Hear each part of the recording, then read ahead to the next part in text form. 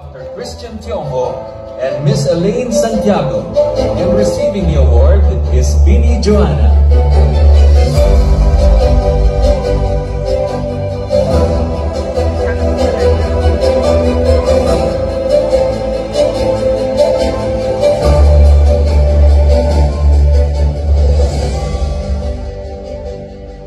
Okay, nakakaba. Hindi ako sanday tumayo na mag-isa lang ako. Pero magandang gabi po sa inyo lahat. Ako po si Bini Joanna, leader of Bini. And on behalf of my sisters, Aya, Colette, Gwen, Maloy, Mika, Sheila, and Stacy, we are deeply honored po to receive these awards. Maraming salamat po. Nung nalaman po namin natatanggap kami ng award, nasa gitna po kami ng world tour.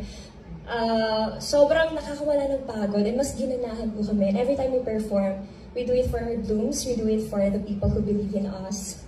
And itong award na to, itong mga awards na to, award to para po sa lahat ng taong naniniwala sa amin, our management, ABS-CBN. Sorry, kinakabahan ako. Ano ba yan? Woo!